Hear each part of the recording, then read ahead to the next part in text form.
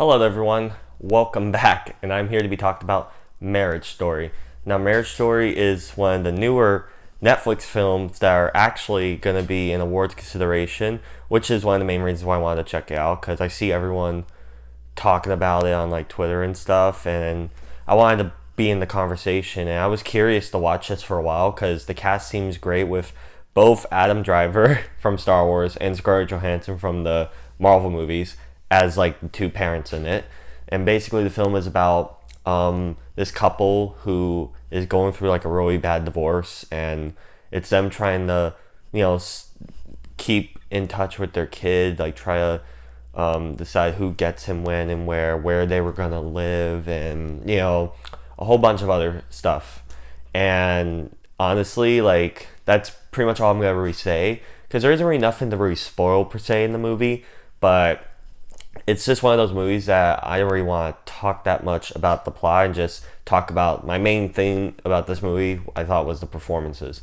Now, I was seeing a lot of people saying, "Oh, Adam Driver, best actor," and da da da, and I'm thinking that's funny because Joaquin Phoenix for Joker was one of the best performances of the decade in my opinion. So I was highly down on that, but I mean, Adam Driver was phenomenal in this, so if he were to win, I wouldn't be like that mad because he was pretty great in this movie. Like, I and Scarlett Johansson also was fantastic. This and Jojo Rabbit, like she's doing really great. She wants to get an Oscar nomination or win or whatever because she's going all out for some of these performances. Even in Endgame, she was pretty good. It's like she had so much excellent acting she had to get out of her system, so she had some of it out in Endgame, got some out in JoJo, and then just went all in for this movie because this movie, she was incredible. Like what makes the movie so good, I feel, is that usually I don't really like these type of movies because first off, it's almost 2 hours and 20 minutes, so it's a long run time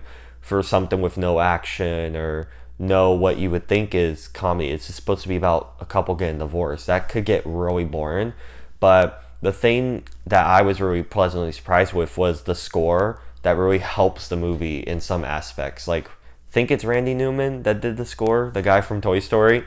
It sounded a lot like Toy Story, whatever it was, and I don't know, it brought back nostalgia feels from those movies. So I thought that was really great work done there. There were some sad moments, and the score was beautifully used. Some uplifting moments. Like it was just really well done.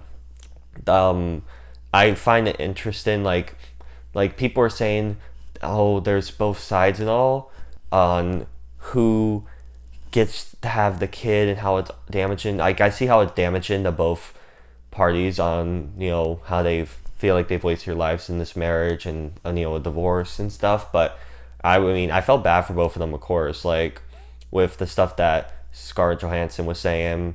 Like there's this one scene where she talks for around 6 minutes, no cut, no anything, just her just talking, and she's like laughing, she's crying. It's all, I was like blown away. That was excellent acting, I felt.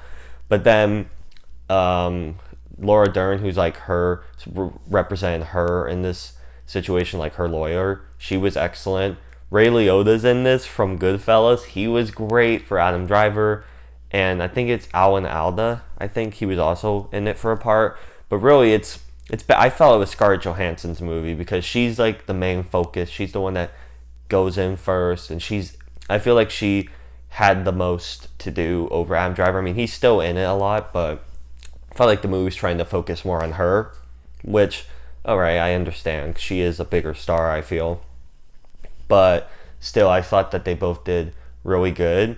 The story could get really sad at times. Like, probably one of the best scenes I've seen all year is the scene where they start out just chatting and then they get so mad and start yelling at each other, and it's just screaming, and I was like, oh my goodness, it was so good to watch. I mean, it wasn't like sad or anything. I found it kind of funny, but I understand why they were getting so frustrated with this whole ordeal, like because like the main thing is that she wants to live with her family in Los Angeles, because that's where they were mostly are, and she wants Henry with them there.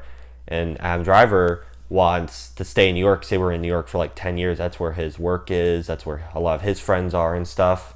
So there's kind of that dynamic. And the thing that I thought was really interesting is I thought the kid would want to be with both of them. But from the movie, the kid wants to be with Scarlett Johansson more and doesn't really care about Adam Driver that much.